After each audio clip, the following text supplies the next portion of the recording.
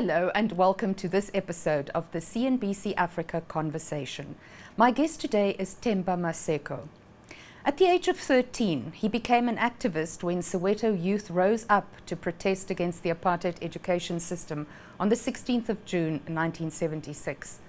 From there on, his trajectory led him to becoming the CEO of the GCIS, the Government Communications and Information Systems, and a whistleblower testifying at the Zondo Commission. He has recently been appointed to the position of Director of the Executive Development Unit at the University of Witwatersrand's School of Governance. Last year, he penned a book, For My Country, Why I Blew the Whistle on Zuma and the Guptas. Welcome, Themba, and thanks very much for joining us. Let's start with your new position at WITS and what you want to achieve there.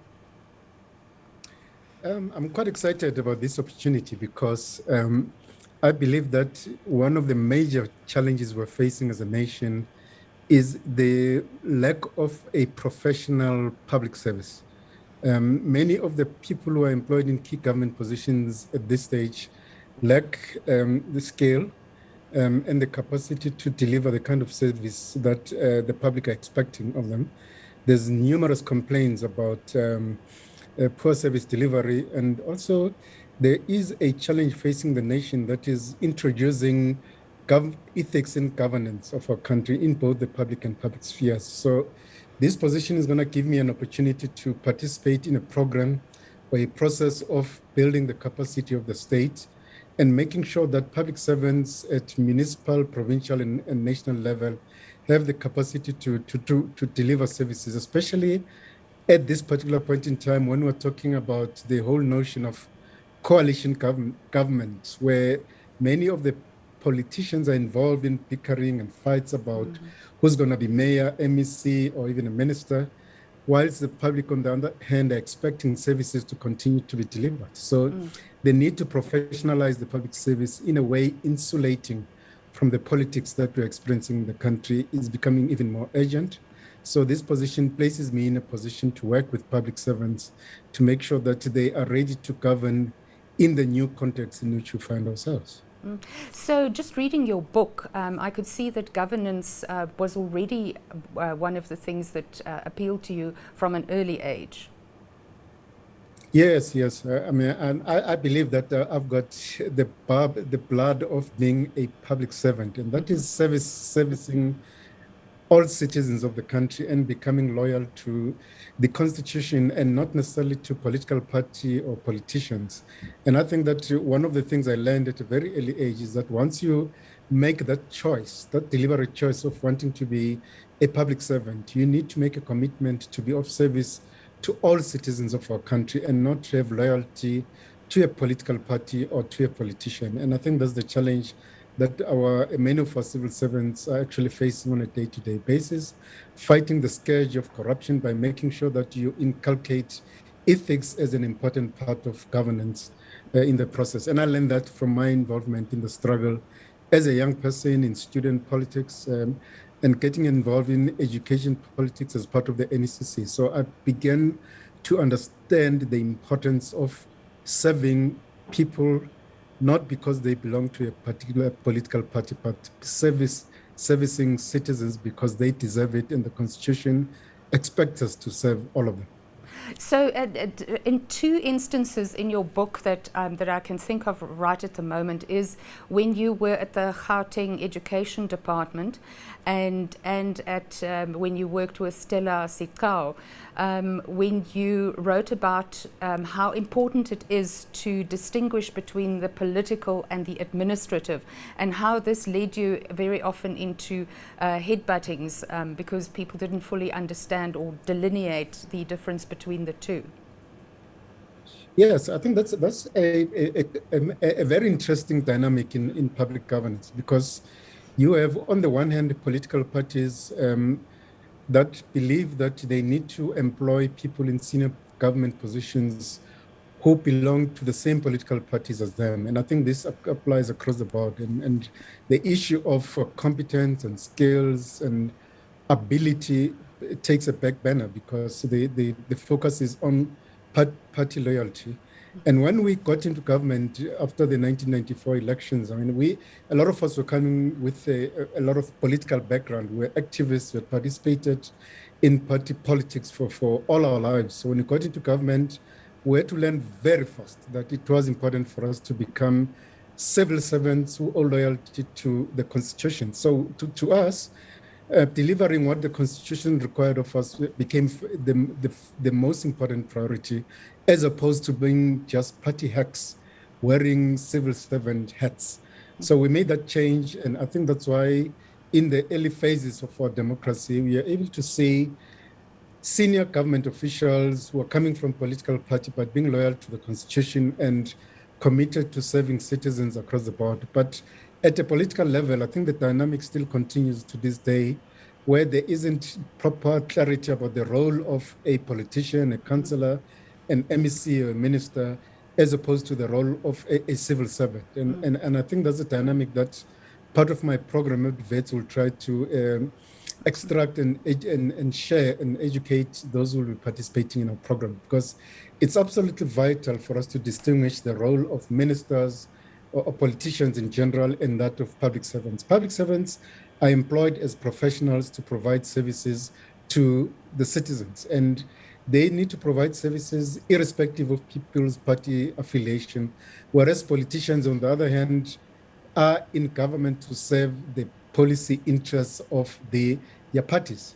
But when they get into government, they need to understand that when they are functioning as minister, their responsibility is to all citizens, irrespective of their political affiliation. So managing the role of a public servant vis-a-vis the role of a minister does from time to time present serious challenges, because some of the ministers do not understand that their role is at a policy level. But when it comes to implementation, they need to leave that to civil servants who are the professionals who are there to implement policies that would have been determined by the politicians.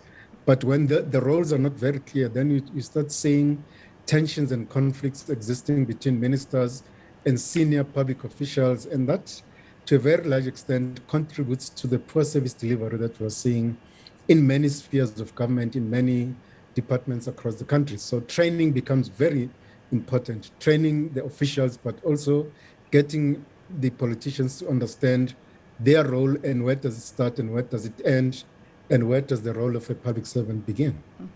Now that you're taking on this new role at WITS, let's take a step back in time to when you applied at WITS to become a student there. Your road wasn't that easy.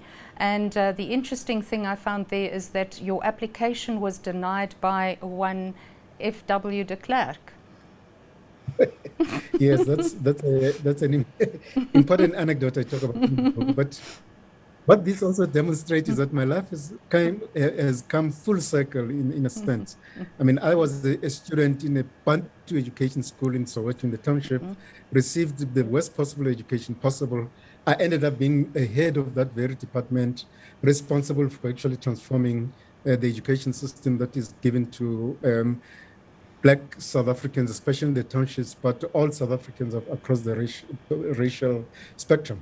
There I was then qualifying, going to VETS, applying, and being denied admission because of the color of my skin. I mean, I was told directly that you are Black, you are a Zulu speaker, you can't be admitted at VETS, you must go and apply at the University of Zululand. And that's how, and they told me if I wanted to study at VETS, I needed to get permission from National Minister of Education at the time, who happened to be the late F.W. de Klerk, and I submitted a letter.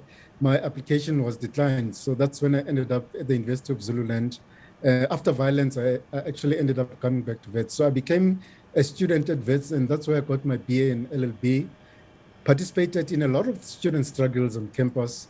And here am I coming back as a director of one of the most important units in its faculty of business and law. So it is an exciting opportunity for me. It is indeed.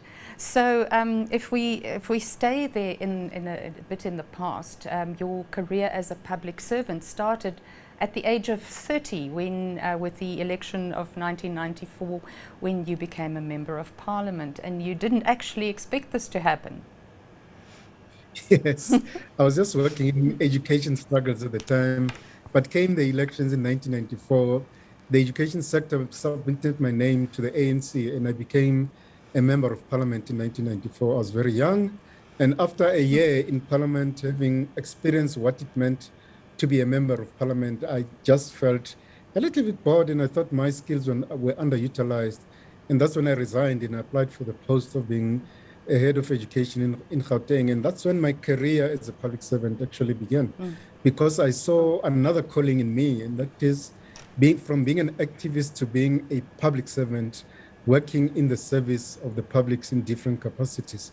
So the role as the person who established the Gauteng Department of Education as it is known today is actually what set the stage for me to become a fully fledged a public servant. And I executed that role quite significantly for a period of 5 years. And that's when I also began to learn the important lessons that, in fact, politics must be left at the door as you walk into a government office. And I became a public servant. My party political head, I left outside the office and I became a servant of the people of Gauteng. And that career took me to being a DG of Department of Public Works, responsible for infrastructure.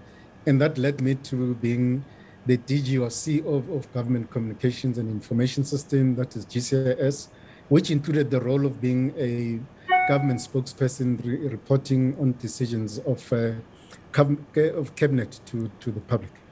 Now that position, when you were approached to do it, you didn't actually realize what the implications were of being a government spokesperson, and you had to discover that it entailed a lot more than you expected. Would you just tell me a little bit about that period? Well, I don't have any, my formal training is in law, so I got a law degree from that, so I never got any formal qualifications as an educator. So when I left government as a DG of Public Works, it was after I had some issues with my minister at the time. I decided to leave, and I was invited to apply for the position of government communications. And I initially resisted the idea because I thought I did not have any communication skills whatsoever, but I was persuaded to submit an application and see what happens. And fortunately for me, my application was successful, and I went on to become arguably one of the good government communicators, because I was there clearly to make sure that information, not propaganda, but information was given to the public about what government was trying to do. And I was able to build a very solid bridge between government and the media on the other hand, because at the time there was a lot of mistrust between government, especially ministers, and the media in general. So I played a key role of building a bridge between the two to make the journalists understand that their role is to give information to the public and to get government officials and ministers, politicians, to understand that it is their duty to give information to the public, and that their partners in giving that information are actually the journalists. So we try to build that bridge. And I think that the relationship between government and the media in all its forms worked very well during my stint at GCIS. And during this time as well, you discovered that you put in so many hours, and journalists and ministers and people would call you at all hours of the day and night. What was this effect on your family life? Well, yeah, as you can imagine, journalists are very troublesome people. They don't keep working hours. As soon as the story breaks, you are game. So I used to get calls any time of the day, and as my role as GCIS CEO meant a lot of traveling to Cape Town, because that's where most of the cabinet meetings were held. But the negative part of that job was that it took me away from my family quite a bit. I mean, I still talk about the fact that I was never there for my kids when they were growing up. I have no recollection of attending a parents' meeting. I never met other parents of my kids' classmates at school. I missed their sporting activities. So that was a downside. I think that I paid too much attention to my responsibility to the public, serving the public to the best of my ability. And I would admit that I actually neglected my parent responsibilities. I wasn't there for my boys, and my boys are adults today. And I still feel that I missed out on an important part of they are growing up, but they fully understand and they fully support the kind of role I've played over the past decade or so, in fact, two decades. So what's important for me, the key lesson is, if I can share, is that public servants, be they politicians or actual civil servants, need to try harder to strike a balance between family and work. Yes, public service work it takes a lot of time and effort, but we need to find time to spend time with our families. And I think that I did not do that to the best of my ability. If I had another chance, I think that's where I would strike a better balance between family and government work. Mm-hmm. Now, in that position, you also worked with a number of really important people. And if we look back at the 80s, you actually admired very much President Jacob Zuma as a member of the ANC. And here you got to work with him, but the communication was not as good as you expected it to be. Tell me a little bit about this. Now, look, as an activist working, I never went into exile. So all my political activism was internally inside the country. So as people were young activists fighting or being part of the struggle, we always had these leaders were in exile, others were in Robben Island for decades. We admired them and we, in a sense, hero worshipped them to some extent. So we thought they could do no wrong. So when parties were unbanned and people were released from prison and came back from exile, it was quite a privilege to work with a lot of them. But my experience with the former President Zuma in particular is that I met a lot of leaders when they came back from exile. I never had that opportunity. The only time I got a chance to work with him was when he became president of the country and I was still CEO of GCIS and government spokesperson at the time. And my role required me to be in touch and interact with the president of the day. And I had a very good working relationship with President Mbeki and President Tlante when he was president for a very limited period of time. But when President Zuma assumed that position, it became almost impossible for me to interact with him because all my requests for meetings were declined. So I essentially ended up speaking on behalf of his government without the opportunity to discuss what the messaging should be on many pertinent policy issues that I was dealing with. So that was unfortunate. And I attribute that largely to the fact that I found President Zuma to be a very paranoid human being who assumed that all those public servants who worked during the time when Mbeki was president were automatically part of the Mbeki faction. So a lot of us who worked in the Mbeki administration were seen by him and people around him as part of the Mbeki faction. And that's why I got kind of a cold shoulder. And at no stage did I get an opportunity to meet with him on a one-on-one basis, as I did with President Mbeki and former President Tlante.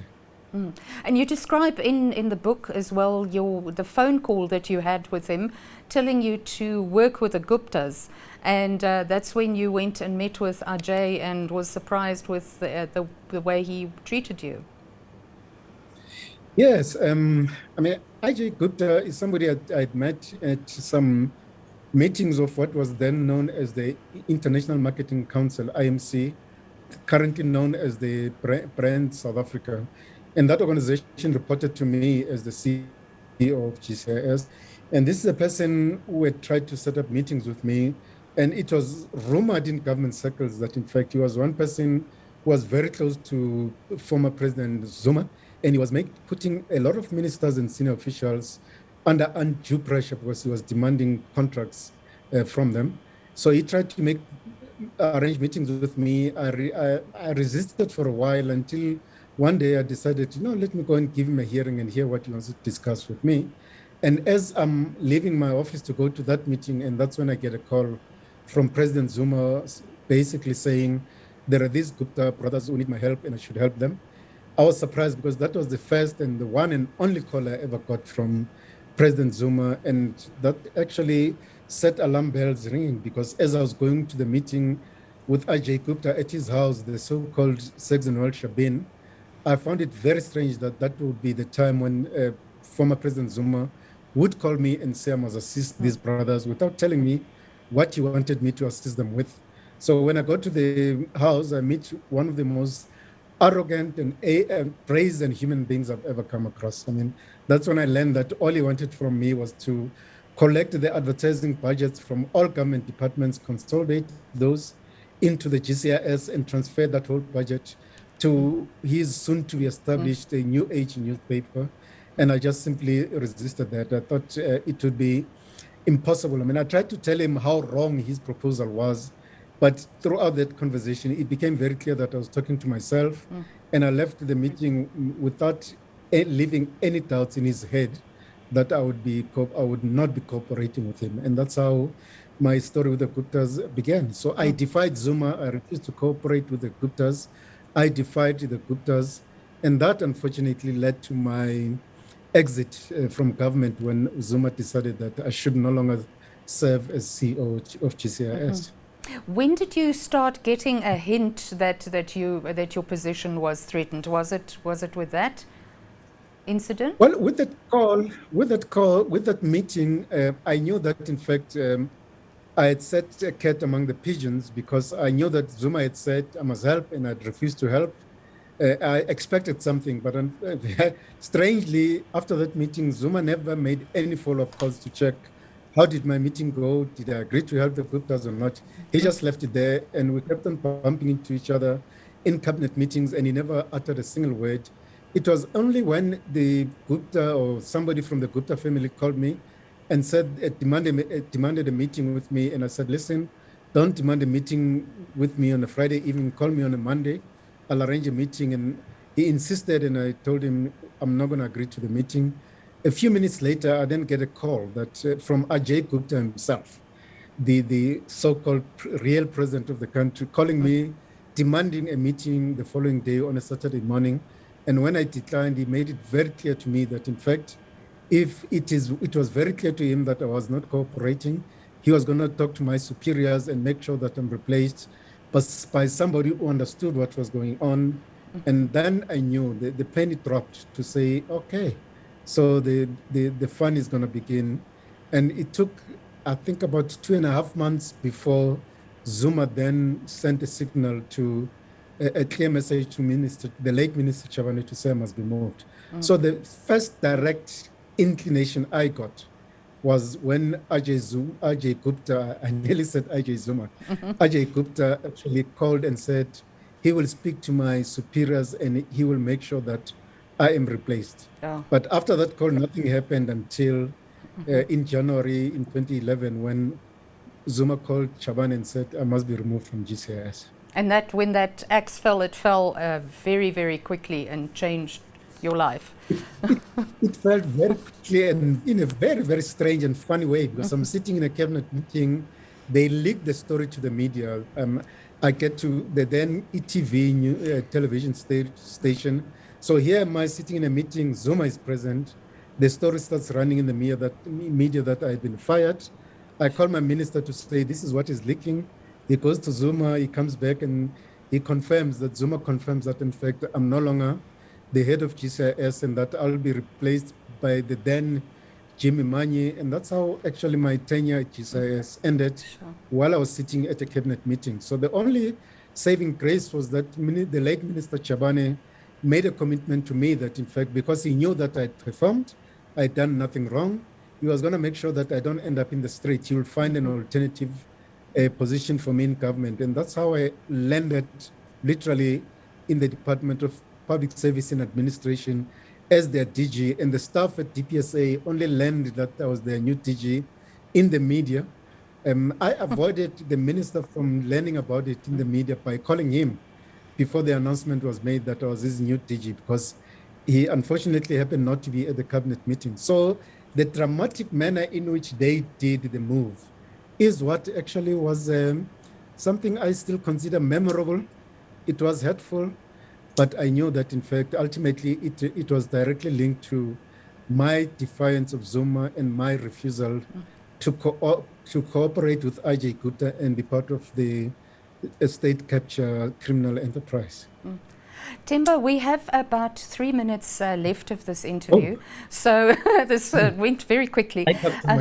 So let's talk about when you decided to become and why to become a whistleblower and the Zondo Commission.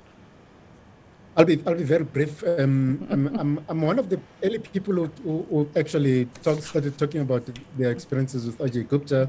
When the ANC said they wanted to investigate after they were in denial about the existence of state capture, they invited members of the public to come. I was the first person to go to Gwede Montage and said, here's my story, and I prepared an affidavit.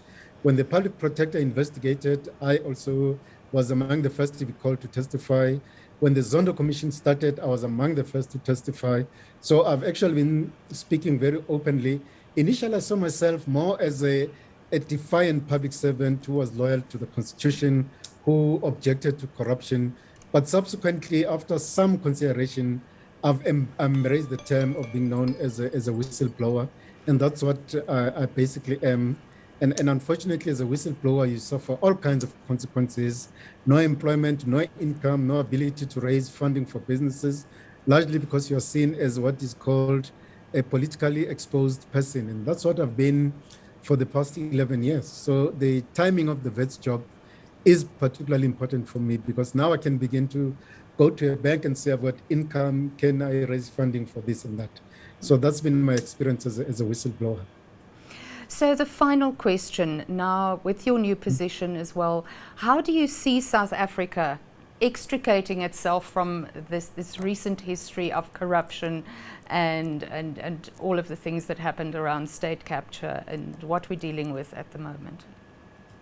Yeah, in the interest of time, a couple of things. The one is that we need to see those who were implicated in corruption facing serious consequences.